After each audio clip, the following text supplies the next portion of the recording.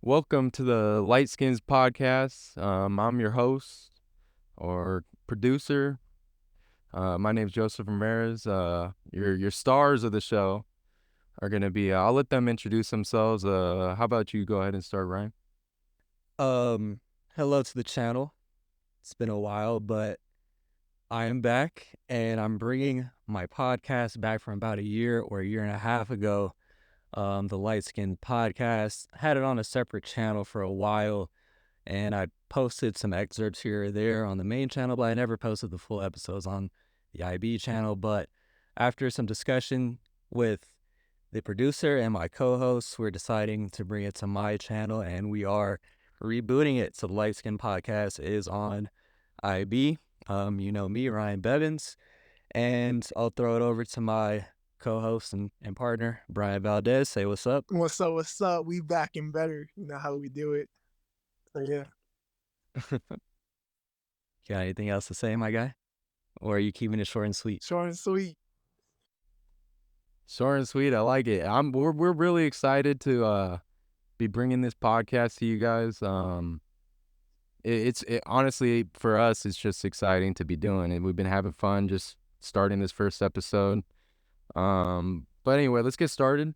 My first topic for you guys, it's gonna be about the Bucks. And their fall from grace has been pretty bad lately. They're one of my main concerns with them has been their defense. I think the defense is the biggest problem, but maybe you guys have some different ideas on what their problems are. But if you guys do have anything on the defense, I'd like to know a little bit about that. And then if there's any way to fix it, or is it a coaching problem? What can they do about it? But let's go ahead and start with you, Brian. In my opinion, I don't really think they can do much at this point. They got Patrick Beverly, who's kind of just he's a defender, but he isn't really what he was back then a couple years ago. But when you look at their roster, they don't really have like a lot of defensive players. They have Giannis, but he's more of a paint defender, and they have Brook Lopez, who used to be good on the defensive side, but he's old and he can't really guard from the perimeter. And then besides that, you don't really see anyone else as a defender. You look at Chris Middleton, who he was able to guard decently, but he's old and he's coming back from an injury. And I don't really think they can do much at this point. You just kind of have to do it with the roster they have. And I don't really think it's a coaching problem. I think Doc Rivers is just trying his best on what he can do. I mean, they did once against Philly, which was a good win for them, but they almost blew that game. They couldn't finish them off. They were up by like 20 at the third quarter, but Philly kept coming back, scoring, cut it down to like 10, and they kept putting Giannis back in the game. He kept just doing everything. So at this point, I really don't see what they can do at this point. I think they will get better on the defensive side. So, but yeah, I just really don't see much they can do at this point. They're kind of just stuck with the roster and the coaching at this point. What about you, Ryan? Yeah, I tend to agree with most of what you're saying. Personnel wise, that's really the big thing. And it's not like this should have been a surprise after in the offseason they traded away Drew Holiday for to ultimately get Damian Lillard. In doing that, they were going with they're just trying to prioritize their offensive initiation because that was the main problem they had when they faced Miami. They didn't have enough people that could create a bucket on tough defenders, get 2 feet of the paint, draw attention from the defense, other than Giannis. So their offense was predictable, sacrificed their defense and Drew Holiday to get Dame, and it's kind of biting them in the ass right now. But yeah, a lot of it is personnel in the backcourt. In the perimeter, they have Dame, Malik Beasley, and an old injury-riddled Chris Middleton. They don't really provide a lot of resistance on the perimeter, and they're trying to funnel everybody into their twin towers, Giannis and Brook Lopez. And yeah, Brook Lopez is old, and he's not the defender he used to be, but he still is averaging around 2.5 or 3 blocks a game. It's just the amount of good looks that opposing teams are getting on the inside. There's only so much he can do, really. But yeah, personnel, they've addressed that a little bit with Patrick Beverly and Jay Crowder's playing a bit more, but there's only so much Pat Beverly can do. He's fucking 6'1". It's not like he's this like versatile wing that can be everywhere on the court. He's going to be scrappy. He's going to muck it up on the perimeter. But other than that, they just don't have a lot of like stoppers on the perimeter. And I think they underestimated just how much value Drew Holiday had. Regarding coaching, there was a lot of problems with the coaching and the usage of Brook Lopez. They're asking him to be high up on screens, even trap at times, and it's not like he has the foot speed to kind of hedge the ball handler in the pick and roll and recover. He's always just been in drop coverage, and that's where Mike Budenholzer's defenses have thrived, with him in drop coverage. Adrian Griffin kind of deviated from that, and that's really where their defense kind of derailed as well. So hopefully Doc Rivers kind of gets Brook Lopez back in his comfort zone, and honestly, I think their ceiling is at about a league average defense, and just hoping that their offense can carry them in the postseason. Yeah, I agree. I think the big a big thing for them is because they're old. They are an old team, and especially you add Pat Beverly. I mean, he's quicker, but he's older. You know, they're aging, and so you kind of have to play that drop coverage. It's I mean, it was working for them in the past, and maybe if they go back to that, they find. But I like what you guys were bringing up on the offensive side. Let's go ahead and get into the contenders and pretenders. I don't know. Did you guys have anything else to go into the Bucks side of things? I'll add one little thing. There's like a lot of discourse about, I remember in the offseason, there's a lot of discourse about does offense or defense win you championships? And for the longest time, the Nuggets, before they won the championship, people were saying the thing that would hold them back from winning the chip was their defense. They had never had an above league average defense in the regular season. Last year, their defensive rating was 15th. But in the playoffs, Michael Malone was really able to tighten things up, and they were the third best defense in the playoffs. So,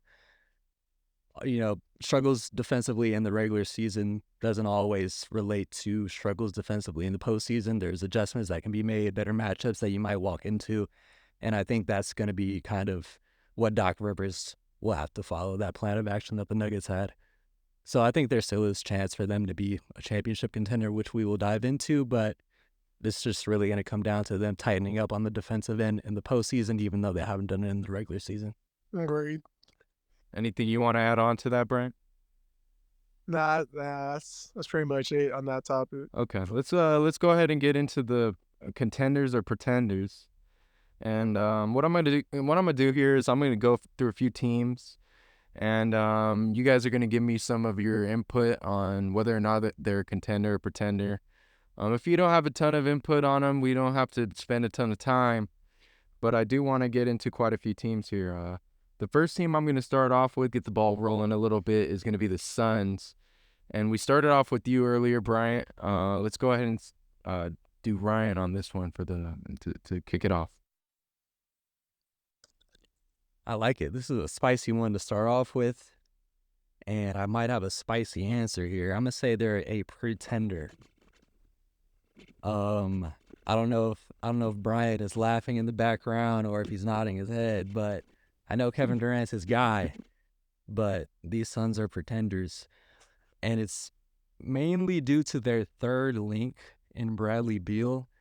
When they made the trade to acquire Bradley Beal, they pretty much put all their eggs into the basket of being a big three, a super team, and all the role players were just going to get in where they fit in, but the big three was going to carry them offensively. Going into the regular season, we thought this team would be at least a top three offense and at best a league average defense, and they were just going to bang on outscoring teams, and their offense would carry their defense to the finals, hopefully. But that hasn't really been the case for things that they really can't control. It's Bradley Beal's health. He missed like 75% of the start of the season. He's been in and out of the rotation for the midst of the season, and even after a week-long All-Star break, he missed the first game with a lingering hamstring injury. So I'm just worried about him being in game shape come playoff time when you're really, investing in a championship. Game shape and just being able to gel and playing with Book and KD. Like, is he gonna have enough reps with them and be a comfortable third option? Because this is the first season that he has ever been a third option. It's an adjustment, and I don't know if he'll have enough time to really be that efficient and comfortable third option behind KD and Book. So for that reason, I have them as a pretender. Me personally, I would say they're a contender. When all those three players are healthy, they have one of the best offenses in the league. And even if Beal's out, you still have Yusuf Nurkic, Bobo, who's been playing great these past 3 games, Grayson Allen, and Eric Gordon. Like, I know they don't really have a bench, but at the same time, they have one of the best offenses in the league when they're all healthy. So I would say they're contenders because I don't really see a way you can guard these three players. They're all threats from the perimeter. They can beat you from the mid range. They can score in the inside. And you got two great centers. If Frank Vogel gives Bobo more playing time, that can guard the paint, and Bobo can maybe guard the perimeter sometimes. You saw what Yusuf Nurkic did to AD yesterday. Oh, today he made him look like a baby. So I think they're contenders. I mean, they don't really have a bench, but at the same time, they have a solid enough 7-man rotation they can go to in the playoffs. So yeah, I would say they're contenders. Yeah, I think I'm gonna side with Ryan on this one, with them being pretenders. But I think the only reason why is because this is kind of the story of KD's career. I mean, he signs with the big team. He wants to stack the lineup, and you can't stop injuries. They just come and they kind of, derails the train.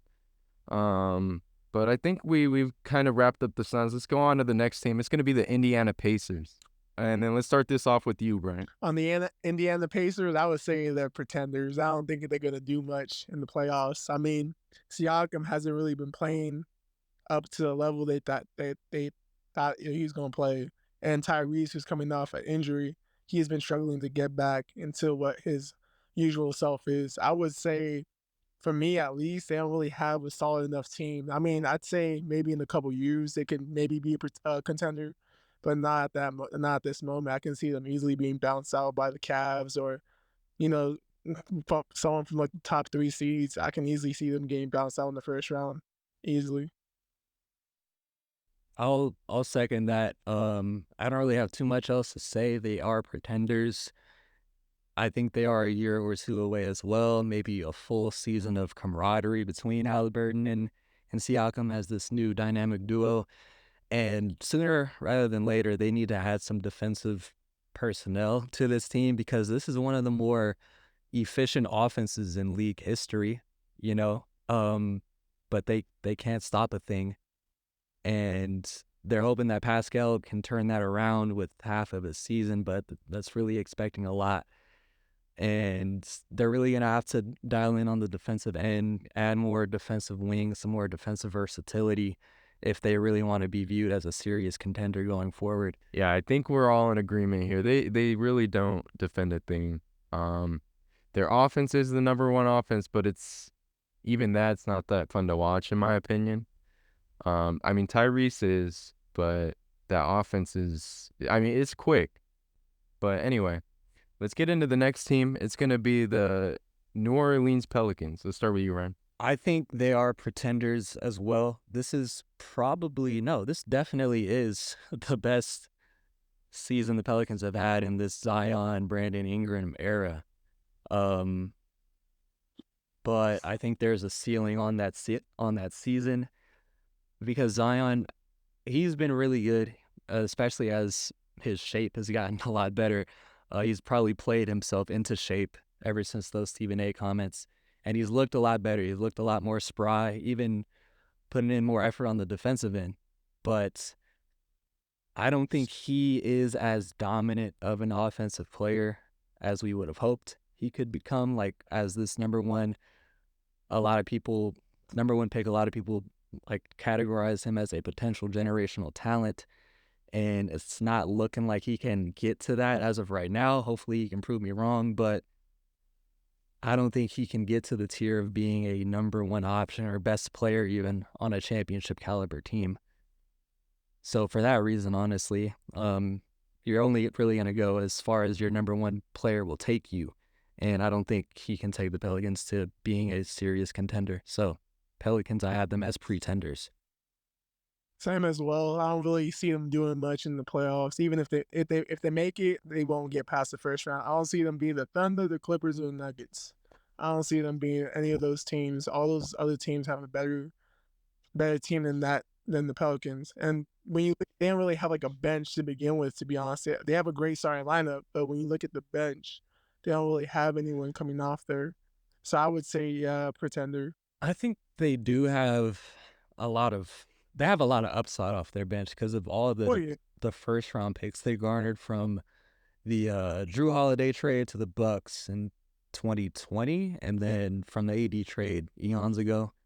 They got a lot of upside and players that have a lot of potential, but I think ultimately down the line they're gonna have to make some moves to really add some win now pieces instead of just sitting and hoping that all these 22-year-olds and below are gonna develop at this guaranteed linear trajectory when that's not the case. Like not every lottery pick is gonna develop into a rotational piece, but they have Trey Murphy. I don't think he shot the ball as well from three this year. I think he was supposed to be their high caliber six man, but he's left a lot to be desired. To your point, Bryant. yeah. Okay. I like those takes. I think the big thing is for me from more of a kind of non-watcher's perspective is Zion just hasn't panned out to what they needed him to be. And I mean that's a general takeaway, but that's kind of my take on it. But let's go ahead and move on to Mr. Injury Prone in Philadelphia. And let's kick it off with you, Brian. Contenders. Saddens me to say that because Joel Embiid's one of my favorite players, but he can't stay healthy. And even if he comes back healthy, I just see him getting injured again in the playoffs. So I feel like Philly is just in a bad position right now. They can't really do much, even if they stay afloat at the fifth seed or move up to the fourth seed. They can't really do much without Joel Embiid. Even though Nick Nurse is a great coach and they did a great job picking up Buddy Hill, who's a great shooter. They can't fill in that hole for Joel Embiid. That's even though Tyrese Maxey has been balling this year, it's not enough to compete in the Eastern Conference or even contend to a championship. So I would say pretender. I agree. Up until the Joel injury, Nick Nurse was on his way to being coach of the year, and I think the 76ers would have been the second team I would pick out East. I'd definitely take them over the Bucks at the time because of how elite Joel was playing. He was on his way to another MVP, undoubtedly. Tyrese Maxey probably most improved. They had like 3 award winners on the same team this season. Because Tyrese was going to get most improved. They were firing on all cylinders, and it's just unfortunate that Joel got that injury, and I assume Philly will play it safe if they fall to like the 7th or 8th seed, and if that's the case, they'll probably just shut down Joel for the season because there really wouldn't be a point of playing him, in my personal opinion. So yeah, pretenders. Yeah. Okay. So the next team we're gonna head over to is it's Ryan's turn, but I'm gonna kick it off with Bryant. It's gonna be Orlando, and it's got Bryant's favorite player on this team.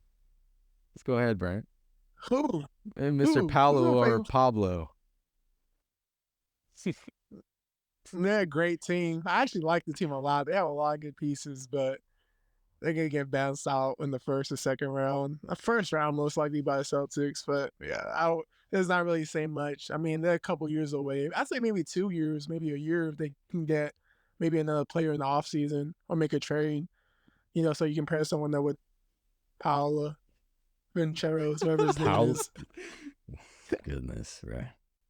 Yeah, but if they can pair him up with another superstar or a star at least, I think that they can go a long way in the playoffs next year because they already have a great team with Franz Wagner and um Wagner. Wagner, Wagner with a V, fool. Wagner, and Banchero's playing the way he's playing this year. So I would say maybe a couple years from now, maybe they can be contender, but not this year. They'll probably be pretenders.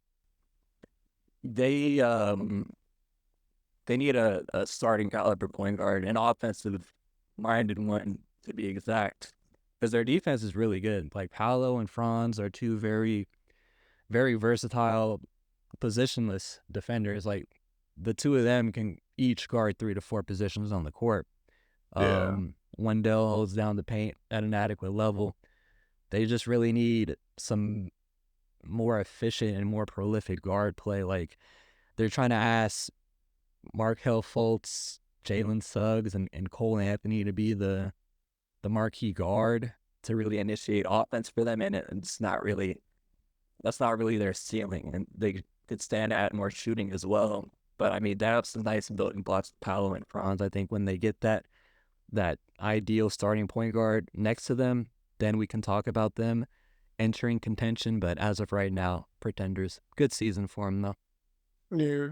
Okay.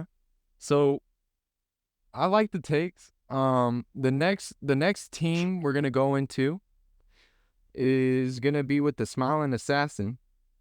It's gonna be over in Golden State, and he's been playing well. They're kind of teetering on the edge, but just to throw out my belief before you guys go is I think they're contenders just because of that guy there. He's kind of got that hold on NBA fandom that LeBron does almost, where it's like if you've got him, you've got a chance. And but I mean, I'm gonna kick this off with you, Ryan. I know you just went, but I'm gonna try to get that order back in place. Let's go with you, Ryan. I gotta ask you guys a question for this one. Okay. What's the name of the podcast? Lightskins podcast. The Warriors are contenders because they got the light skin of the year, the light skin of the century, Stephen Curry. That man honestly should be an MVP consideration because he has carried this injury-riddled and news-riddled team to where they are now. I know it's only the 8th seed or 9th seed or wherever it is exactly. 10th seed. 10th seed, sure. Even with the Lakers loss, I feel like they might leapfrog them. Whatever, they're in the play-in tournament. But he's kept them afloat through historic performance after historic performance. And as of the past couple weeks, I think the past month even, with Draymond back, the adjustment to bringing Klay off the bench, starting Brandon Podziemski, Wiggins is playing a bit more efficiently. He's locking in on defense, starting Kuminga, going to more small ball rotations with Draymond, Kuminga, and Wiggins all playing on the court together. Ever since Kerr has made those adjustments, the team is firing on all cylinders. Klay seems to be a bit more comfortable and accepting of a role off the bench, and Stephen Curry has been nothing short of elite. I think they ride this wave into the end of the season, and I think they'll be able to make it out of the play-in tournament, either the 5th or 6th seed. And I think if they get to that point, I'm confident viewing them as contenders. I would say it's a pretender. It's a cute little season for the Warriors. They had this shine, Steph Curry, the little assassin, and all that stuff. And it sounds good with Brandon Podziemski, having a great season, being a breakout player for them. But it's not really about the Warriors because they're a great team on paper. It's just that the West got better. It's not that the younger players out there. You got the Wolves they're going to easily take them out, I would say. It's not really about experience at that point. It's just more so like. Wait, the Wolves are going to easily take out the Warriors? I easily can see them taking out in 6 games. It's not just because the Warriors are they're a great team, but they're just older. One day Klay Thompson shooting 24, having 24 points. The next game he's having 4 points. He's too inconsistent whether or not he's coming off the bench or not. And then in the playoffs, Brian, you know it's better than anyone else. If they have one key superstar, they're gonna key in on Curry. They're gonna take him out of the game. And yeah, they have other players that can play, but how much can you rely on those players? Wiggins is off and on, even though he's been playing better recently. But who knows how he's gonna play in the playoffs? And then Brandon Punjeski, we don't know how he's gonna play in the playoffs. Even it's his first year in the playoffs. See if they make it. I don't trust in Clay at all. He's inconsistent. Draymond Green, one day he's playing good, one day he's not. He's inconsistent too. He doesn't really bring much when you think about it on the offensive end. And you got Kuminga. Oh. I'm just being honest. Like those players, and how much are we gonna know? Is Kerr gonna play those players in the playoffs? You know how Kerr is. He likes to have a 7-man rotation, 8-man rotation. He's not gonna play Moses Moody a lot in the playoffs. He's not gonna play some of these players that are on the bench in the playoffs that much minute. He's gonna rely on his players, on the starters. And how much can you rely on Chris Paul with his injury history? He's gonna come back in a couple of days, of course. But how we not know? Is he gonna get injured next month? Like we don't know. He's too injury prone. So if we have Chris Paul out of the picture, this team doesn't really have a backup point guard. If Chris Paul is not playing point, they don't have a backup point guard. They don't have a reliable shooter coming off the bench, a consistent shooter. Kuminga's he's a slasher mainly. He can't really shoot. I mean, he can shoot, but he likes going in the paint more. Moses Moody can shoot the ball. Kevon Looney doesn't like to shoot. Gary Payne's in and out of the lineup. He doesn't. Sometimes he's playing, sometimes he's injured. So I don't really know what I'm gonna get from him. So I would say that the pretenders really. So you're not going to take any value in this like 15-game stretch where they're something like 12 and 3 or something like that? At one point, they're gonna run out. They're playing great. They've been playing amazing, but it's gonna run out sooner than later. Ryan, with all you just said, there's still a 10 seed. There's still a 10 seed with how good they've been playing. Yeah, because a lot of the teams out west have been playing well as well. Why? The West has gotten so much better. Even if they make the playoffs, I can't see them getting past the first or second round, really. I think you got to place more value in this playoff experience because this Warriors roster is littered with nothing but playoff experience. And I think a lot of their struggles early on has been them not finding the adequate lineups to surround Stephen Curry with. Steve Kerr was reluctant to give more minutes to the younger guys, you're right. But I think as of right now, like Klay Thompson coming off the bench is permanent, you know? Kuminga is permanently set in the starting lineup. You'd have to be brain dead to move Kuminga back to the bench after how he's been playing. So I think with the comfort level that everybody has with their current roles, and then plugging Chris Paul back into the rotation, not at the same usage that they were trying to have him in earlier, but running the second unit a little bit less usage than Brandon Podziemski, because Podziemski fits a bit better next to Curry. You plug in CP3, he's one of the smartest basketball players of all time. He'll figure out where he needs to fit in. He's not going to see all the success that the Warriors are having without him and feel like he needs to go back to the brand of basketball they were playing when they were struggling. Like, he's not going to see that and try to instill that philosophy. I'm pretty sure Chris Paul can get back in, fit in, gel with this Warriors lineup, and just contribute more to the veteran leadership, postseason experience, and honestly, they can only really get better from here with him coming back. So just in my personal opinion, with how good Stephen Curry's been playing, people being more comfortable in their roles, and Chris Paul coming back sooner rather than later, I'm comfortable saying that they're contenders, especially if they face off with a younger team in the Western Conference in the first round. So you think they'll make it to the finals this year? They're not my favorite to make the finals, but I think they're a contender. I think they have a shot. Okay. I think we could wrap it up off that. We'll move on. So I have a stat for the Warriors because you mentioned the last 15 games. It is 10-5, so 10 wins, and they just got their loss to Denver tonight. So, and this is the 25th of February. So the next team we're gonna get into is gonna be a team, and I'm gonna kick it off with you on this one, Bryant. Because I know you might be big on this team. We're gonna be on Miami. Miami, let's go. Do I have to say any more about what you just told me, Joe? They're going the contenders. I'm sorry, the contenders. I believe them more than the Celtics, the Cavs, the Bucks, the Knicks. I believe them. But So, so I've got a question though.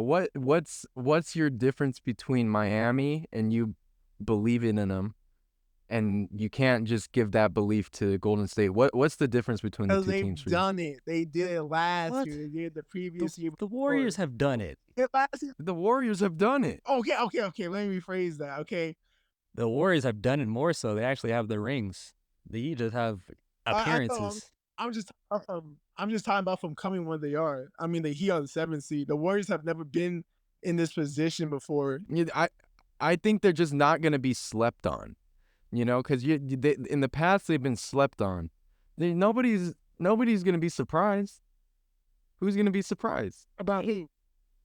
about the Miami? Them being a 7 seed they're gonna be taken very seriously. Everyone knows what they're about. They're not going to be this sleeper team coming out from the 7th seed. Oh, I know. That's why I said they're contenders. I see them. I see them, if anything, making it damn near to the finals again this year. I really think they have the same team as last year. They didn't lose anyone besides Kyle Lowry, who's getting. They had to trade him away so they can get another offensive threat in Terry Rozier, who's been a great pickup for them. But if anything, they've gotten better. If you got Tyler Hero healthy, Rozier healthy, Jimmy Butler healthy, Bam healthy, Jaime Jaquez healthy, that's a Jaime great. Jaquez. That's a great team, and you got a Hall of Fame coach in Eric Spoelstra. Like, it's the same team as last year, and they made it to the finals, and they got beat by the Nuggets. They beat the Bucks. They beat the Knicks. They've gone through everything. I really believe that the Heat will win the championship this year. I'm not mad at his take. I'm kind of just mad at him having this take and not having the same feelings for Golden State. Because I think they're kind of, the way you're talking about them is the way kind of Ryan was talking about Golden State. I have more faith than the Heat, and I have more faith than the Warriors. Yeah, that's fair. It's fair. Let's hear what you have to say about it, Ryan. I actually do have them as contenders, not to the same confidence as Bryant, but for a lot of the same reasoning I had for the Warriors, because yeah, we've seen the Heat, we've seen them in the finals twice in the past 5 years, conference finals 3 or 4 times in the past 5 years. So yeah, we've seen them do it before. Are they my favorite to come out the East? No. Do I think they're even going to make the conference finals? No. But they've earned the respect for us to not take them lightly anymore, and finally put those expectations on their name. Like, coming into every season, I don't think the Heat have ever been viewed as, oh yeah, they're a definite championship contender this year, even if they've made the championship in the past. But now that they've done it fucking 2 or 3 times before, then sure, let's say they're contenders and just give them the respect that they've earned. But like I said, I'm not as confident in them as a lot of the other teams out East. Let's move on to another. I kind of put them all three together. Similar vibes between these teams. The next one's gonna be the Lakers, and then we'll kick this off with Ryan. So, full disclosure, transparency. This is our favorite team, on the podcast, because we're all LA area. But putting that bias aside, Lakers are pretenders. Even though, yeah, they're in the same realm of things as teams that have done something in the past. They have these 30 or so year old superstar players that can carry a team and put them on their back, will them to victory. But we haven't seen that shit from the Lakers since, I mean, they made the conference finals last year, sure. They won the finals in 2020. It's been a lot of years of just not being able to find adequate rotational pieces around their big two, their dynamic duo. And you really thought you found the recipe for success last postseason when they made it out of the play-in tournament, made it to the conference finals, and they thought they had this lineup of D'Lo, Austin, Braun, Vanderbilt, and AD. But this season, because of injuries, because of underwhelming performances from rotational guys like Vanderbilt, injuries to Gabe Vincent, who they thought could be this 3-and-D scrappy point guard. Cam Reddish has been inconsistent. Like, Darvin Ham just cannot find the perfect set of players to fit around the superstars. Like, when they start Austin Reeves and D'Lo together, that's like with AD and Braun, that's when their offense is at its best, but they do sacrifice a lot of defense.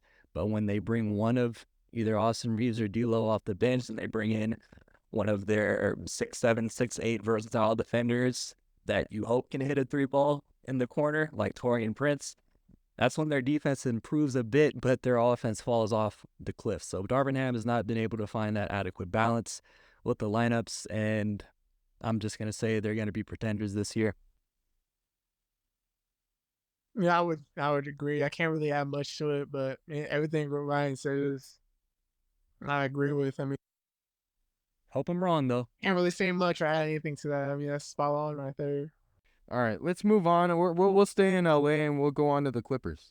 And we'll start with you, Bryant.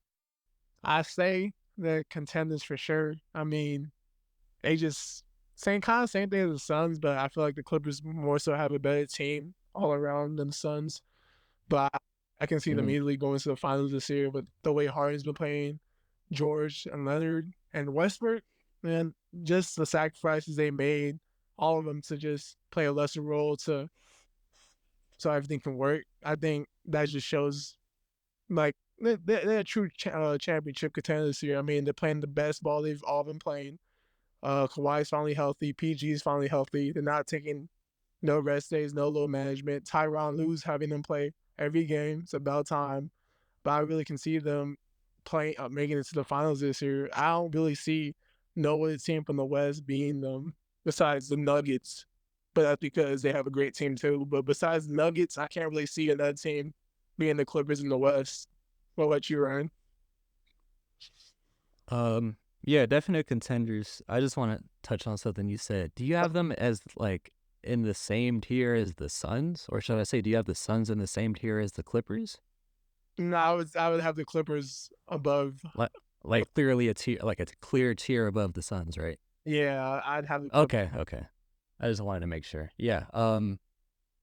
Clippers for me, they're second best team out west, behind the Nuggets, in my opinion. They have a very, very complete team. Myriad of ways that they can beat you offensively. Kawhi's having the best season in recent memory, not just because of his output on the court, but just his availability. You know, when's the last time we've seen Kawhi play more than 50 games in a regular season? This team's definitely a problem. Only thing I'm worried about is James Harden and Paul George in the playoffs, because they've had their fair share of underwhelming performances with the chips on the table. I think you won't have to worry about it as much because of the amount of guys that they have that can handle the ball. Paul George is still the second option, but you have a clear number 3 that you can defer to with James Harden. And James Harden is no longer a number 1 or number 2 option that you're relying on in the playoffs. So, yeah, those would be the only things I would worry about, but to a degree, I wouldn't have to worry about them as much because of the amount of options that they have offensively. So Clippers are definitely a top tier contender in my eyes.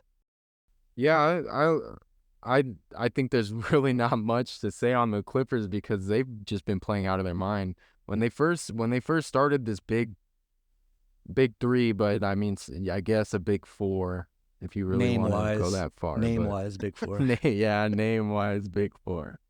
Honestly, the big 4 is more that big boy in the center role with Zubac.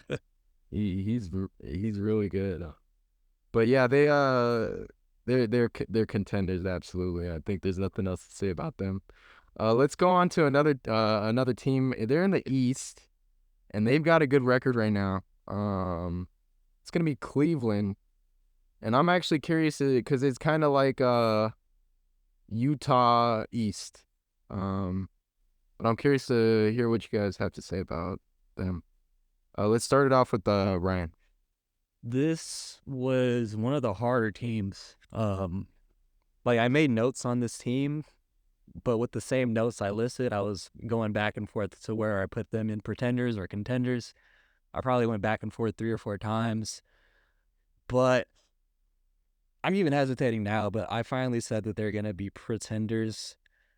The main thing I'm worried about is Jared Allen and Evan Mobley in the starting lineup together, because like in the middle portion of the season when Evan Mobley sustained an injury that kept him out for a significant amount of time, Jared Allen was starting next to like a stretch four type of four in Georges Niang. He was playing with a lot of spacing. This whole team was playing with a lot of spacing. Donovan Mitchell had more alleyways and lanes to get to the rim, and we know what he can do when he gets 2 feet of the paint. The offense was just looking a lot more fluid with Evan Mobley out of the rotation. That's not an indictment on Evan Mobley's playing ability. It's just the offense flows better when there's more space to work with. Like we're in 2024, that's kind of the Magna Carta for offense. You know, you need more room to work with, especially when you have a ball dominant superstar like Donovan Mitchell. Now that he's back, they're going to be better defensively. They got 2 twin towers defensively. They're going to be one of the best teams in all of basketball defensively. But I just worry about them facing stronger defenses in the Eastern Conference playoffs and teams just mucking up the paint, not allowing Donovan Mitchell to get any headway getting to the rim, and Cleveland not having as many knockdown shooters on the perimeter for him to kick out to, especially when they're going to eventually run into Boston, which is just a juggernaut. I don't think personnel-wise they match up well with them, and I think a lot of defenses out east can scheme against Cleveland. So for that reason, I'm going to have them as pretenders. I agree with that too. I really don't. I feel like Cleveland might be one of the easiest teams to figure out, especially in the East. I mean, I don't know. I feel like their record, it just that record, their regular season, it looks like a regular season team. Like they're gonna be really good in the regular season, but they're not gonna perform highly in the playoffs. And for all the reasons why Ryan just stated, they don't really have a quality shooters around Donovan Mitchell that he can pass to. I mean, you have Max Strus, but that's really it. I mean, you have Imani Bates, but he doesn't really play that much, and Karis LeVert. And I don't really think they have the firepower to compete with someone like the Celtics or the Bucks, even the Knicks. To be honest, I can easily see them game bounced out in the first round. They don't Yeah, really. I could see, like you said, the Bucks. I could see the Bucks, even though they have a bad defense in the NBA, I could see them being able to slow down Oh the yeah, Cleveland Cavaliers because they could scheme against them. And for as much shit that we talk about Doc Rivers, he still is a motherfucker that's been in the league for 30 years and knows a thing or two. So I'm pretty sure he'd be able to scheme against the Cavs with the amount of personnel and length pause that he has on his team. So All right. Let's move on. This next thing, this is speaking of juggernauts over out east, the Celtics. This is the juggernaut. And it's mainly because of one guy. It's gonna be the Denver Nuggets. Let's hear what you guys have to say about the Denver Nuggets. Let's start it off with Bryant. title contenders. It's simple. They have the same team as last year. Jokic is still playing out all-time high. They got Mike Malone, MPJ, who's been playing amazing this year. They have the complete roster. I mean, you can't really find a flaw with that team. You know, the way they've been playing, they're ranked 6th in defense in the NBA, which is really good. You know, they haven't really lost a step. And Jokic is still playing at a high level. Jamal Murray, who's actually playing really good this season. Not like he wasn't playing bad last season, but he's still coming back from Mm-hmm. injury. But he's been amazing this year. I think he had like 28 tonight Yeah. against. Yeah, He played really. I'll look into that. Continue. Yeah, but I really don't see, besides the Clippers really playing like matching up to them, I don't really see anyone else in the West that can compete with the Nuggets besides the Clips. So yeah, Jokic is amazing, Murray's amazing, MPJ is playing great.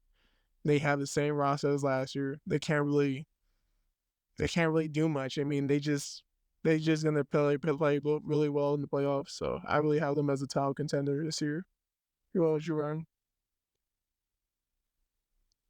They're contenders, but I mean, I'm not as confident in them this year as I was confident in them last year.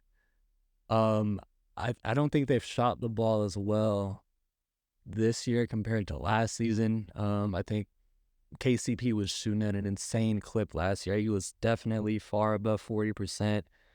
Aaron Gordon was shooting way better from three last year than he is this year. This year he's down to 30.5%. I know that's like not everything, but when you do look at these teams at this tier of the Nuggets and Clippers and Celtics, you kind of have to nitpick and split atoms and just kind of analyze them that way. So they are still contenders. I think the loss of Bruce Brown, virtually they are the same team, but their core is still intact. But the loss of Bruce Brown, who was really that energizer off the bench, Swiss Army knife, fly around the court, make those hustle plays. Having him, or not having him, I should say, they are going to feel that a bit more in the playoffs because those are the exact guys you want to have in the playoffs off your bench that can start if game 4 you need a jolt, throw fucking Bruce Brown in the starting lineup. Like having those guys at your disposal, it's a nice luxury, and they don't have that anymore. He's after he got the bag in Indiana and traded to Toronto, they still got Christian Brown, but I'm not going to say not having Bruce Brown's going to come back to bite him in the ass definitively, but they are going to feel that a bit more in the playoffs, in my opinion. Still are contenders, though. I like it. So on the Jamal Murray, you were correct. It was 27 points. He shot really well, too. Yeah. But the Joker, man, 32, 16, and 16, that's something else. Oh, my goodness. Let's continue. Let's move on. The next team, future 3-time MVP. For real, man. Let's move on. It's gonna be the Kings. And let's kick it off with Ryan on this one. Pretenders. They had a really good season last year. Really good season. Took everybody by surprise. I'll come out and say I was on the bandwagon of you got to trade De'Aaron Fox before last season started, and then they went out and got the 4th seed. It was a very fun team to watch. They were one of the best offenses we had ever seen last year. But this year, we all know the Western Conference got way better. In the offseason, the Kings didn't make that many adjustments, so I kind of foresaw them sliding a bit from the 4th or 5th seed that they got last year to around this realm. I think they're like 7th. I think they're 7th. You might want to check that, Joe, but they're teetering on play-in tournament. They were 7th, yeah. Okay, yeah, they're teetering in this realm because the West got hella better. And then if they're falling to the play-in tournament, you're going to have to face a team like either Phoenix, LA, or Golden State, all with 3 of the best players in our generation, either KD, Braun, or Curry. The main thing with them is their offense isn't as league-shattering as it was last year, and their defense is still subpar. And I don't believe that you can have this championship ceiling with either De'Aaron Fox or Domantas Sabonis as your best player on your team. So for that reason, pretender. I agree. I feel like last year they could have been a contender. Just they low key should have won against the Warriors, but they kind of sold in that series. But I feel like last year they had a better chance going farther compared to this season. Like Ryan said, the West did get better, and just they really, I don't know. I feel like they snuck up on a lot of teams last year. Let's keep it real. Yeah. I don't know. I feel like they should be higher. I feel like they should be above the Pelicans and the Suns. But I feel like they just, I don't know why they dropped so much. But like you said, the West did get better. When you sneak up on teams, you got to be like, you got to do it in the playoffs and have a real shot, like Tatum's rookie season in Boston, or like Miami did it a few times now, actually. But yeah, you got to be quick about it, I think. I'm sorry if I interrupted you there, Brett. Nah, but yeah, just pretender. Okay. Yeah, pretender. I don't really see him going. Real quick, doubling up on what you said, Joe. Keeping that forward momentum, because they snuck up on a lot of teams last year. They got the 5th seed. They made the playoffs for the first time in 17 years. They, with that forward momentum in the following off season, that really is the time to just not be complacent. They had, I think, around 26 or 27 million in cap space, and there were some players on the trade market that, like Pascal Siakam, he's been on the trade market, on the trade block for the past 2 years. I feel like he would have been a prime target for them to go after in the off season to keep up with that forward momentum, double down on it. But I feel like they were just a tad bit too complacent in the off season, while Western Conference teams were aggressive in the off season, and I think that's really biting them in the ass. So they just kind of fell into complacency, and it's coming back to haunt them now. It's a beautiful offense to watch. It's really fun to watch. Yeah, I will say that. I've double checked on the stat. They are 5th, or on the standings. They are 5th, but you know how it is with those 5 teams. They're all kind of together. Yeah. So, I mean, they're teetering on 9. So we'll see how that goes. Okay, moving on. We're gonna get on to we've talked about them quite a bit already. We don't have to go into too much depth, but it's gonna be the Bucks. Are they contenders or pretenders for you guys? And let's go off with Bryant. I'd say they're contenders, even though they've been struggling these past 10 games. I still see them as a threat. I think they will get better throughout the season with the adjustment Doc Rivers will make. I think it will just take them some time. And, say it was a good start winning against Philly, even though it's not really saying much without Joel Embiid. They still played a great game. Giannis went off. So I would say they're contenders for sure. They just need to figure it out. That's a big, big, big, big thing. They just need to figure it out because they don't want to happen what happened last year when they got beat by the Heat. Even though Giannis was injured, he's last 3 games. So I think they for sure contenders for sure. Yep. No, not much to say. They are contenders. You have Damian Lillard and Giannis on your team. You have to be contenders. Talent-wise, they have one of the best talented teams, or one of the more talented teams in the league. But it's just really coming down to Doc Rivers being able to fine-tune his defense. And coaching and effort. Time is ticking. The playoffs are around the corner. All right, I think we can move on, and this is an exciting team to talk about. I think it's going to be the New York Knicks. I know we started with you, Bryant, but I think you might want to talk about them first. So I'm going to kick it off with you. The Knicks.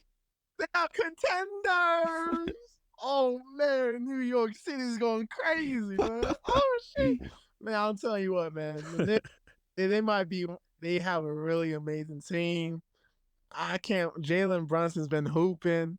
Shout out to the Mavericks for selling. But hey, Jalen Brunson's been hooping. Randall's out with injury, of course, but when he comes back, he's going to be back in his usual spot.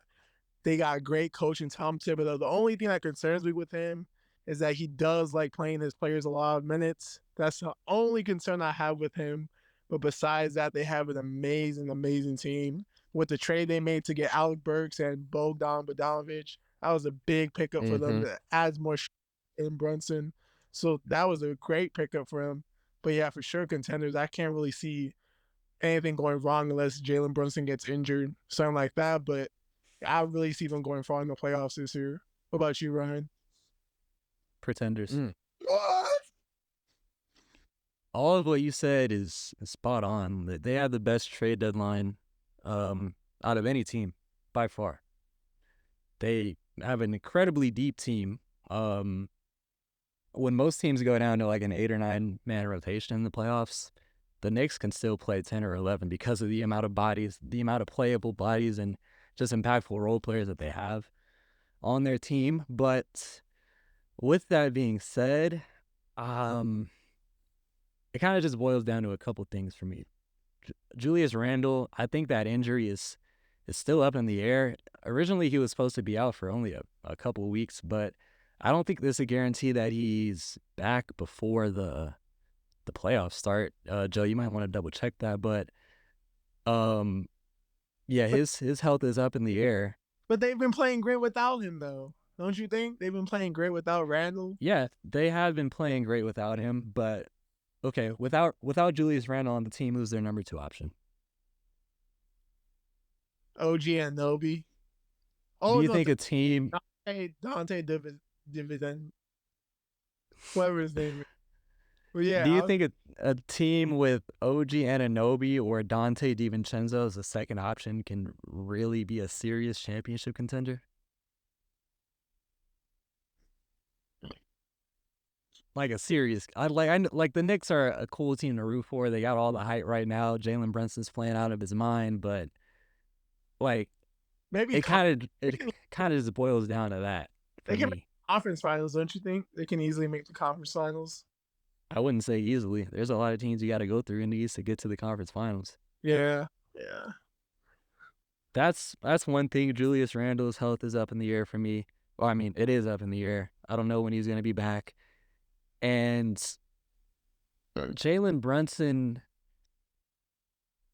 he's just small. At the end of the day, he's just small. And the amount of Eastern Conference teams with all these lengthy, like 6'8", 6'9" wings that can defend at a high level. You got teams with twin towers down low.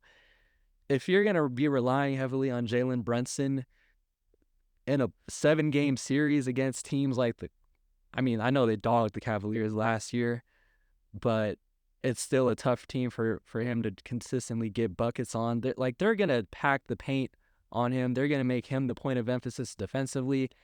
And they're going to say, even if Julius Randle is back, they're going to say, you know what, Julius Randle, go ahead and beat us. Because we've kind of seen him in the playoffs as a number 1 option or just with high usage, and he tends to falter, make a lot of mistakes, turn the ball over, force horrible shots. And I feel like teams out east are kind of just going to force the ball into his hands and just opt for, we'd rather Julius Randle try and play hero ball than allow Jalen Brunson to face the same defenses he saw in the regular season.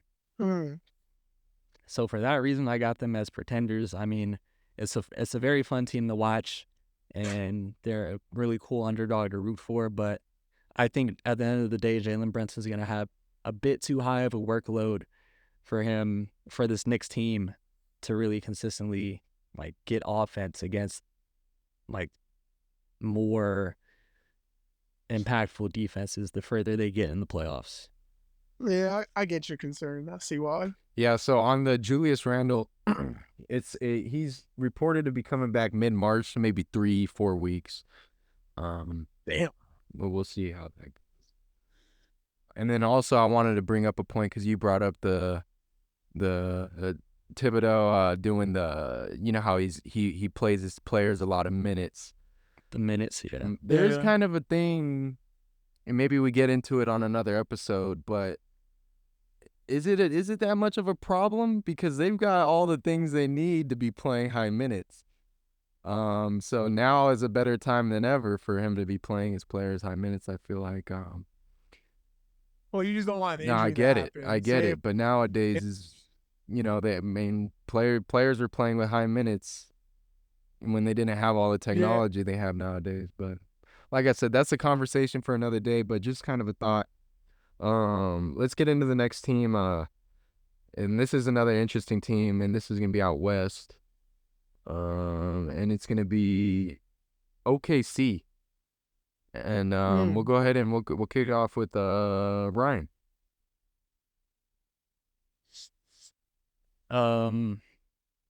OKC is the number 1 seed in the West. I'm pretty sure still, at least top 2. They have an MVP caliber player in SGA. They got a rim protector, a stretch 5, a rim protecting stretch 5. That's like the hardest player to find in the league. And they have that in Chet Holmgren in his quote unquote rookie year. Is a very deep team. I think it just boils down to experience, or rather lack thereof experience. As good as Shea has been playing, this is still a very, very, very young team that I think most of this lineup has not even touch the playoffs just because they haven't been in a winning situation in their first 3 seasons. And ultimately, that's kind of one of the bigger things that you need in the playoffs. Just win now veterans. I know they picked up Gordon Hayward, but one man can only do so much, and it's not like Gordon Hayward's out there playing 25 minutes per game, you know. So I think it just boils down to the lack of playoff experience and NBA experience in general. For that reason, I'm going to have them as pretenders. Yeah, I can't really disagree with you there. Pretenders for sure. They don't have no one that's playing the playoffs, and Shea's a great player, but I feel like that playoff experience is necessary for them, for all of them, to be honest, because they all have a young starting lineup. So yeah, they I pretenders have a for question sure. for you guys. Because they are young, how long could they keep this core together? Go for a Shrine. Like you asking that question just reminds me of the 2012 Right. OKC Thunder. Because it's hard. Because you Um, play good, they get big contracts, and it becomes like it really depends on when their contracts expire and how good they're playing when it gets there. I think. So Shea signed some Supermax extension not too long ago, so he's under contract for 3 or 4 years. J-Dub, he's got 2 more years on his rookie deal after this season. Same thing with Chet. Josh Giddey, I think he'll have 1 more year. One of those players is going to be the odd man out. I'm pretty sure it's going to be Josh Giddey. Yeah, it's looking like it. He's had more of a statistical drop-off this season because of Chet being the second best rookie and J-Dub taking another step. That's really going to be their big 3. Kind of after that, Cason Wallace, he's a rookie this year, but I mean, I think if he had higher usage on another team and in 3 or 4 years when he's a restricted free agent, maybe a team that's in the position 4 years from now as the same position as the Washington Wizards right now, they'd be comfortable giving him $27 million per year. Right. That OKC just would not be able to match. Or, I mean, they could match it, but financially it would not make sense. The salary caps are getting so high. It's real hard. I mean, yeah, that is a good point. I'd say with this current core, they probably have a 3-year window with this current core. Okay. What about you, Brent? I agree. I was gonna say remind me of the OKC 2012. Yeah. But yeah, it's eerily similar. It's eerily similar. Yeah. But yeah, I agree. Yeah, 3 years seems fair. Yeah. Also, I want to say this: at some point within this next year or two, Sam Presti's got to make some type of fucking move because he's not going to be able to keep drafting 3 or 4 rookies in the same draft and expecting to be able to give every single one of them minutes. Yeah. He's got to be able. He's gonna have to reach this breaking point where he's gonna have all this draft capital. OKC's gonna be thriving as a team, and if there's an opportunity to get at like a fringe, not even fringe all-star, like a definitive all-star, fringe superstar even, on a disgruntled team that's underperforming, if there's an opportunity for him to swing, he's got to swing sooner rather than later while he still has Chet Holmgren on a rookie deal, Jalen Williams on a rookie deal, because that's a luxury having these guys with the amount of output that they have right now, only making around $12 million per year. That's a luxury that he's not going to have for too much longer. No. So, Agreed. And here's the thing: when he had to first make that swing, you got KD and Westbrook, right? There were a few wrong decisions made, I think, that led to KD leaving. And now the one bright side, I think, is if you've got to eventually leave on either Shea or Chet, they're both bright sides, I think, technically. You're not getting an inefficient scorer, ball dominant player. I mean, you're getting some efficiency out of them. They're very efficient, that team. Yes. But let's move on. Really hope. Did you have some, Brent? I hope you go to this one team in the East, Joe. I really hope you do. Eastern Conference team. We're gonna save that Eastern Conference team. All right. Let's go ahead and head over to Minnesota, the Twin Towers. Let's kick it off with you, Brent.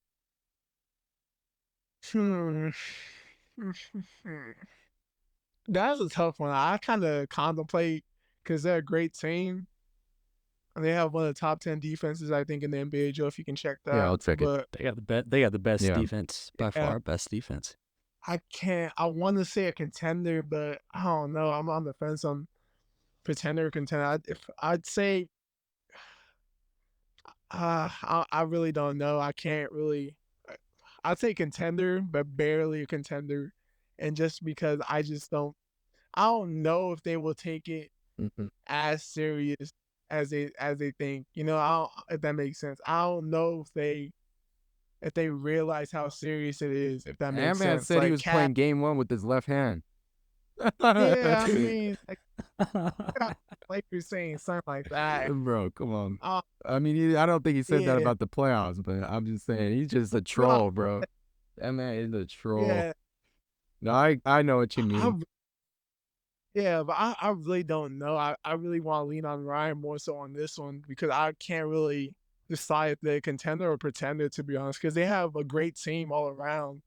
But I just saying that's just scaring me. I just maybe it's just me not trusting the team. But it I can will be. say one thing though, But Bryant. There's no riding the fence. You got to decide. Are they a contender or are both. they a pretender? Gun to your head. If I had to, if you were forced me, I'd say pretender. I had to say pretender for now. All right, Ryan, what do you think? Yeah, I have them as a pretender. Though they're the second best pretender I have, behind the OKC Thunder. So, for that reason, I kind of had the same amount of hesitation that Brian had, but there is something missing offensively. I think like their defense is the best in the league because they have Rudy Gobert, who's had a resurgence, and Chris Finch is really utilizing him to the best of his ability. Jaden McDaniels is a damn good defensive wing. Anthony Edwards is one of the few superstars that are really like locked in and engaged and energetic for 48 minutes on the defensive end. Mike Conley's a solid defender. He's not as spry as he used to be 5 years ago, but he is savvy. He's experienced. And Cat has been a lot more impactful as a defender guarding fours and guarding a little more space. aggressive. So all of that has contributed to a better defense. Offensively, I don't think they have enough firepower. I do worry about Anthony Edwards and his decision making at times, especially when Mike Conley's off the floor and they're really looking at Ant as this lead guard. Oftentimes it looks like he has a lot that he's really trying to unpack, and when he's looking at defenses and he kind of gets sped up and forces a drive when he should have kicked, and his pass might have been a half a second too late and it gets intercepted. They're 25th in turnovers per game, and I think for a lot of those reasons. Also, offensively, these bigs turn over the ball a lot. Cat, I think he probably leads the league in offensive fouls for a lot of the same shit I said about Anthony Edwards. When he has a full head of steam, it's kind of hard for him to slow down, and he ends up just barreling over a motherfucker. He sets a lot of moving screens. Rudy Gobert, when teams force him to be a playmaker out of the mid pick and roll, his passing is not even. It's trash. Let's just keep it 100. I don't really know how to explain Rudy Gobert's passing. Uncoordinated. But when teams force him uncoordinated. Uncoordinated is a very, very good way of describing Rudy Gobert's passing. Out of the mid pick and roll, inbounds, when he gets a rebound, he just doesn't see a defender behind Mike Conley in the outlet. Like, they just have a lot of these games where they pile up on these stupid turnovers, and I think that's one real thing that kind of derails their offense. Now, they did pick up Monty Morris, so they have a way better backup point guard and more reliable backup point guard now. So I think that can help in terms of lessening their turnovers and keeping their offense run a bit more fluid. But I do worry about their offense in the playoffs, especially when they face tougher defenses. So that's the big reason why I have them as pretenders. Yeah. All right. Well, let's move on. I like those takes. We got 2 more teams left, and then we'll get into some other stuff. All right. It's gonna be Dallas. Let's just start with Dallas. And then for this one, let's kick it off with you, Ryan, because I know Brian wants to go first on this next one. I don't have a lot to say about Dallas, honestly. They're pretenders. They don't have enough defensive stoppers.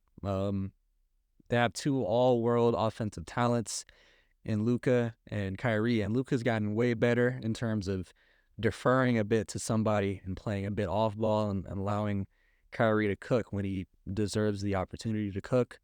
They finally have a very consistent and available lob threat in Derek Lively in his rookie year, and Luka has used him to his full ability. I'm really looking to how he can develop with Luka in that pick and roll and as a rim protector after his rookie year.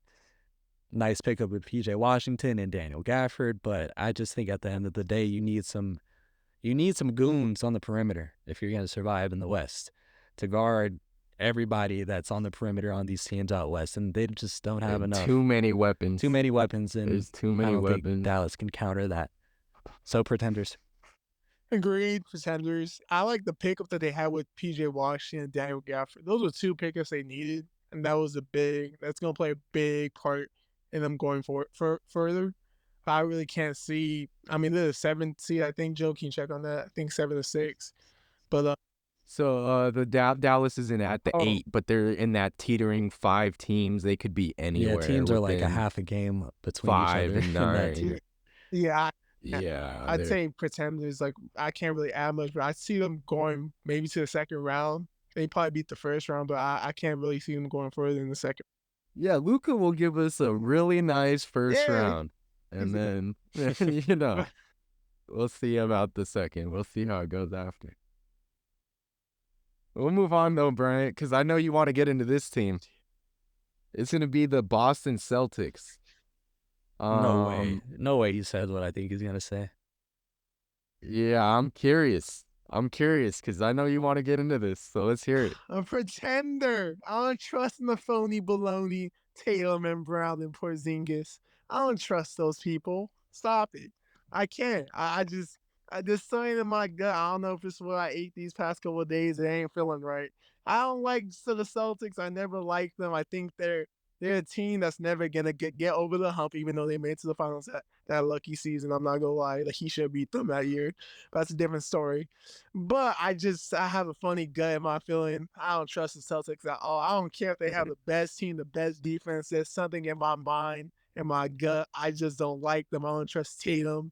I don't think he's clutch. I don't like Brown as a player. I think he's inconsistent. They don't know whose team it is. Jason Tatum this year is one of the 5 worst players in the clutch of moments. I don't know if you knew that. 15 out of 44 from the field, shooting 33%. I got that stat. Don't worry about that stat. I got plugged.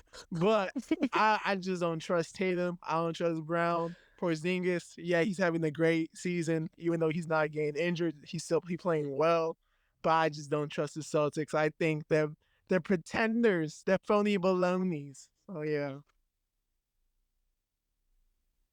Right. All right, we'll look into some drug tests after, but we'll talk about that off mic. This I really shouldn't have to say much. They're contenders. This is the most complete team in the fucking league by far. This team has very few weaknesses. I mean, if you nitpick at a couple things, like they have a tendency to kind of settle from 3.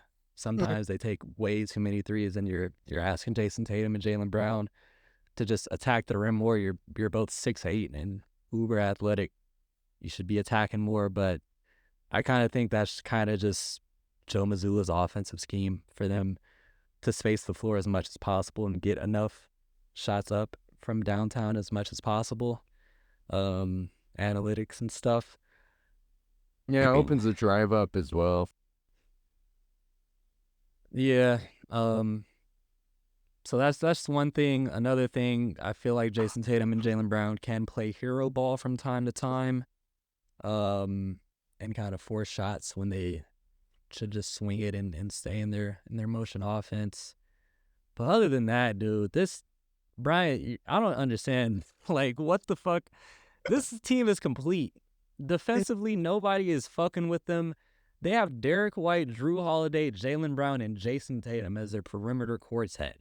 Jaylen Brown and Jason Tatum are their two worst perimeter defenders in the starting lineup. They're two worst perimeter defenders in the starting lineup behind Drew Holiday and Derek White. Derek White is probably the role player of the year, if that award will ever exist in NBA history. Name a better role player than Derek White this year. Oh, me? I can't think of one off the top of my head.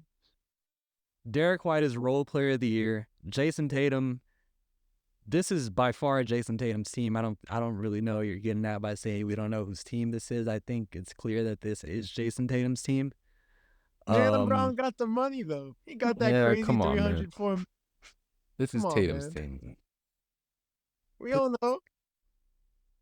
All right, bruh. I don't know what you're getting at. I don't think this team is like invincible, but I think they are the most complete team in the league. Kristaps Porzingis is fit like a glove. He's really that center that they needed. They needed somebody that can like punish mismatches in the post, opposed to like Robert Williams, who was just a rim running lob threat. So the bench I'm a little worried about, but I mean they can stagger minutes with the amount of talent that they have in their starting five. So I'm willing to bet some shekels with you in the playoffs. We'll talk about that. We'll talk about that off mic, sure. Yeah, no, I think they're crazy though. And maybe it's just because Drew Holiday's there, but it's like what the Bucks had defensively without having the hindrance of Giannis not having a three ball. Like, they got the spacing and they're locked in defensively. It's hard to deal with. Dude, we used to talk about Jaylen Brown and Jason Tatum like the younger Paul George and Kawhi because they were taking on the best opposing matchups defensively. They no longer have that responsibility. They have Derek White and Drew Holiday to throw at the two best perimeter options. And that just gives them more opportunity and more energy on the offensive end. And I feel like that is vital in the postseason. We will see in the playoffs. I ain't worried about the regular season. The Cavs are looking good in the regular season. Don't mean they're going to go anywhere. Okay. That's completely different. All right. Let's move on. All right. So we're done with the contenders and pretenders segment. We're gonna move on to another topic. We've got two more topics for the episode, and then we're gonna finish up. So this first topic is gonna be it's kind of a two-part question. It's who is the face of the NBA right now? The last one being LeBron, and I'm really looking for who is gonna be that next LeBron face. I know we had a Giannis phase. I don't know if your guys' new face is gonna be Giannis, but I don't know if he's completely taken that crown. I'm trying to know what you guys think about that. And then on top of that, we've been seeing a lot of good European players. And if the face of the NBA becomes a European player, is it an issue? Do our American players need to step up? What's going on there? Yeah, I want to know your guys' takes. But let's kick it off with Bryant, and then we'll go over to you, Ryan. So to address the first question on who is the face of the NBA, that's really difficult because you have a lot of choices. I would say it was Giannis still. I don't know. I feel like I would say Giannis has more of a resume compared to the younger players coming in that are great. I would say Giannis because he has that championship experience. He's been there. He's done it. I think it was LeBron, and now it's Giannis, and then whoever after that will will come in a couple years. But I would say it's Giannis for now. He still is playing at an elite level on the offensive side and defensive side. There's still title contenders with him, and without him, they're not. And to address the second question, is it a bad thing? I really just think that in America, we can't really, there's not really a lot of talent compared to like the European leagues that are coming out with like Shea or Jokic and all these other players. I just don't think we can compete with them anymore. Like back then, we had Jordan, we had Kobe, we had LeBron. Back then, we had players in America that were amazing, but now they're fading away. KD, we need. I don't think it's a bad thing. I think it's actually a good thing because we can promote the league nationally. It spreads more throughout the world, which is a good thing because it becomes more publicity for the NBA. So I think it's a great thing. I don't think it's a negative thing. But at the same So time, I just I have a don't think. question on that What's that? though, because do you think it's What's they're up? fading, or do you think it's more of they're there, but the Europeans weren't playing back when Jordan and Kobe were, they weren't so prominent. Now you're getting so many of them. You're telling me that there couldn't have been a Giannis or a Joker if we weren't out there already? The reason we're out there is I because of mean, David Stern, and so I mean, there's kind of that's kind of what I'm getting at, is you know what I well, mean? I mean, we're obviously we've been branching out, so they're coming in. So is it our players are getting worse? Which I don't think that's what it is. It's just we're competing with the world now, right? yeah, I would say it's more so just competing. Because, like, even back then when Kobe and LeBron, even Jordan, we still had Dirk Nowitzki, who was not from America. We still had Manu Ginobili, Tony True. Parker. We had players, I mean, that were from different countries, but they just weren't as good as the LeBrons or KDs or Kobe's. They were close, but they weren't to that level. We always had competition, but now it's more Right. prominent, you know, Ryan. Um, I think yeah, the when you said face of the league after LeBron, once he retires, once KD and Curry fizzle out, I think it will be Giannis. When you look at face of the league, you got to look at I kind of boiled it down to three factors. The the it factor, just having something that really sets you apart from the rest of the pack. Kind of like when you watch a game and there's a play that happens and you're like, yeah, that's the only guy in the league that can make that play. I feel like Giannis has a lot of those moments, and um, that's really one thing that works in his favor. He's really marketable as well. He's got a likable personality. Mm. People kind of flock to him, and marketability is a really big thing when you're looking at the face of the league. And team success. He's already won a chip. I feel like the Milwaukee Bucks, they run their team very well as long as they have a competent team around. I'm confident that they'll have a competent team around him for his entire career, so they'll always be competing for championships.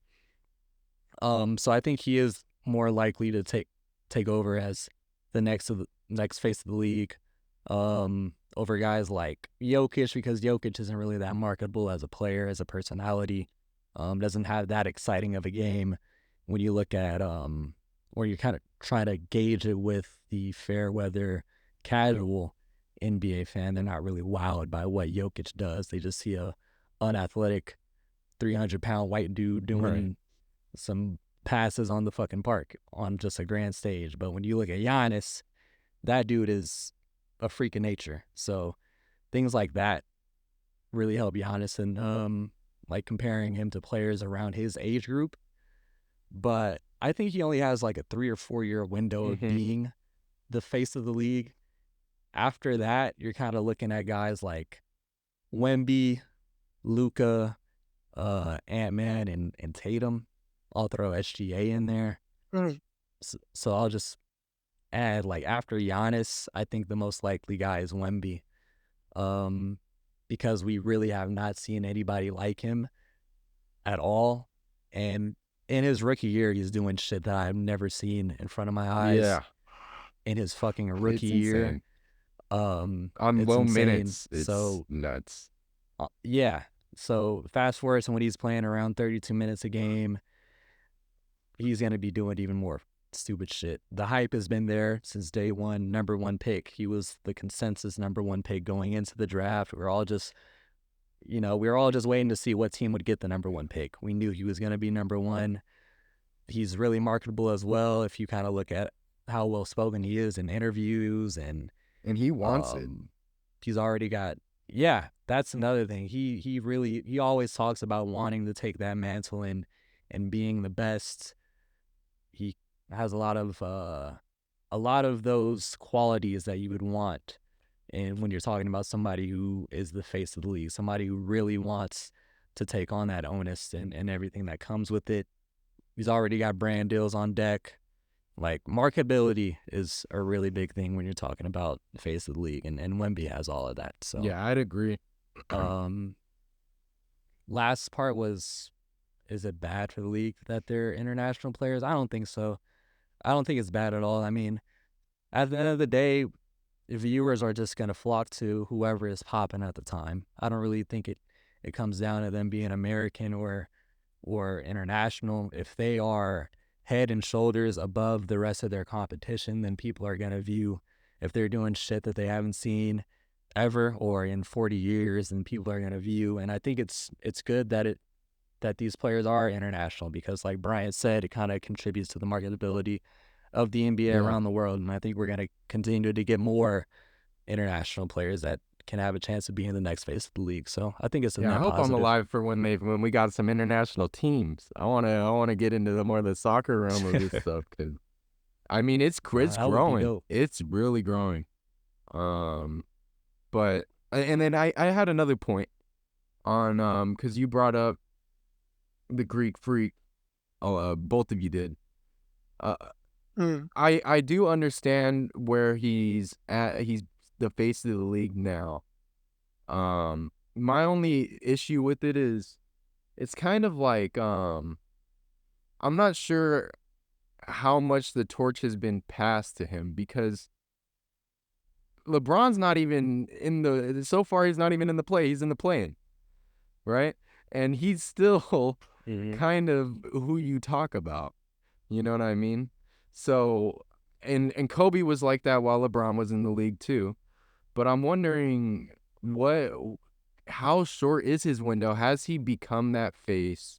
I know you guys seem to think so, but just as a casual viewer, I'm not sure I've exactly given him that torch yet. But that's just kind of my casual take on it. I think we can move on from the face of the league. With that said, Giannis is a incredible player, and then what you said about that it factor, Ryan, really did stick. It's because, well, if Giannis is not the face, who is? And it's not Joker, because that man is a blob flying around. Flying is a overstatement. Fucking blobbing around. You know how it is, but anyway, we'll move on. So this next one's gonna be this next topic we're gonna go into, and this will be our last topic, is does Jason Tatum have a point that the media still holds the finals loss against him for MVP voting? So should MVP voting, should finals appearances or finals losses or playoff failures have an effect on MVP voting? What do you guys think? We'll start it off with Bryant. I think what Jason Tatum said was stupid, in my opinion. I mean, when you look at previous MVP awards, Ryan knows this better than anyone else. Jokic, his first MVP award, he got swept by the Warriors. Did that play an impact on the next season when he went back to back? No. That was just ridiculous take he had. And when Steve Nash in 2005, or I think 2005, 2006, when he went back to back, he lost in the playoffs, I think semifinals on that first MVP. Did that affect him the second MVP? No. It plays no role. Maybe some votes, but not all of them. I think what Jason Tatum is just saying is just, I don't know why he said it, because there's been previous MVPs back-to-back players that's won back-to-back awards and they failed in the playoffs the previous year. So I don't think it has to do with that. I just think he just said just not thinking really or not knowing about the previous history we've had with back-to-back MVPs. Like LeBron, for example, I think he flamed out one season, but then the next year when he went to Miami, he won the MVP award. Like it's like you can use so many great players that went back to back and they failed previously in the playoffs. So it's just I just don't think it's an accurate take at all. I think they just go based off the team success, the stats, and how good the player is and how impactful the player is to that team. So I don't really think there's no truth to what Jason Tatum said. It doesn't play a Yeah, role sometimes you just on the need NBA. something to blame. Yeah, and he probably just felt frustrated because he wasn't. I think he was top Right. five. I think Well, he he's made around there fifth, now but too. I know people have him yeah, around, and I think he deserves a little more love this year, especially. But anyway, I'm sorry. Go ahead, Brent. are you I think it's an inaccurate take by him. I don't. He just probably salty that he's probably at the lowest. He's probably ranked fifth. So I think he felt disrespected by that. What about you, Ryan? I agree with 99% of what you said. Um, it is, it's just not true that a player is going to suffer in the MVP race because of a finals disappointment 2 years ago. I don't think voters are that petty to the point that they're holding on to shit from 2 years ago. If they are, then they need to take their right to the MVP voting away. But I highly doubt that voters are viewing it like that.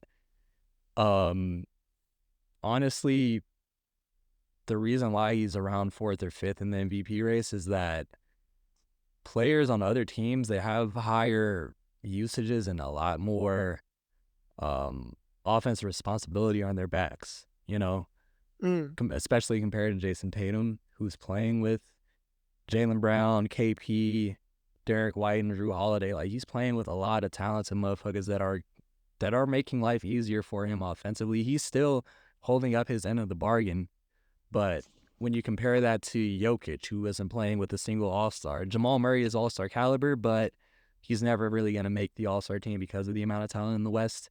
mm, Jokic isn't playing with another All-Star. Shea is not playing with another All-Star.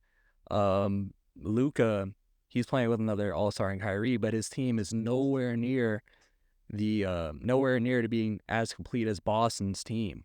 So Boston being as whole of a team is going to help them in terms of just team success, and in my opinion, being the championship favorite. But when it comes down to like individual awards and individual recognition, them being that complete of a team is what holds Jason Tatum down in MVP voting. Um, the only thing I disagreed with you about was saying that Jason Tatum was being salty about being that low. I think I did a bit of research onto why, or as to why he said that. Um, it was in reaction to the straw, like ESPN had like a straw poll of who they thought would be MVP, and Brian Windhorst had, I think he has a podcast on ESPN with like two other dudes, and he was the person that said that he suspects that voters might be holding that against him. So mm. I'm pretty sure Jason Tatum was saying that in response to that soundbite from Brian Windhorst. Um, so yeah, I don't think Jason Tatum is just pulling that out of his ass. I think that was in Right, response to something that was actually said by a media personality. for sure. All right. Well, I think that's gonna just about do it. I we covered a lot of stuff today, guys. I'm not sure when this podcast is gonna go out. It is February 25th. Probably should have mentioned that in the beginning of the video, but yeah. So it is Yeah. February 25th, and here's the thing. We're just this is a pilot.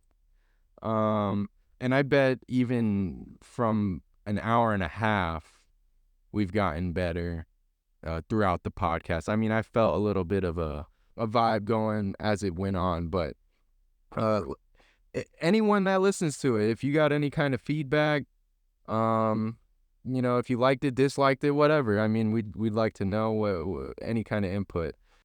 don't be afraid to call Bryant a dumbass for saying the Boston Celtics are pretenders as well. Feel free to flame him. We'll take the flame. But yeah, the other thing I wanted to kind of get into at the end is just that I plan on doing a Twitter and an Instagram and stuff, and we'll have links for all that stuff. Hopefully by the time the video comes out, and it'll be in the description. If it's not, it'll update eventually. I also want to kind of maybe put a playlist in there. Like if we're on episode 5, you click the playlist, you'll have all of them if you missed any. We want to do about a 2-week schedule. In the beginning it's going to be a little loose, but we're going to do our best to fit that schedule. And then we'll see in the off season. I'm going to be trying to help out as much with Ryan on the IB side of content as well. So we'll keep you posted. Anything you guys wanted to say? Nothing besides it was a pleasure starting this episode 1 with both of you, Joe and Bryant, hoping for the best regarding the future. Yes, sir. All right, guys, this is the Lightskins podcast with the asterisk and apostrophe and all that nonsense. We're signing off. Deuces. Deuces. Late.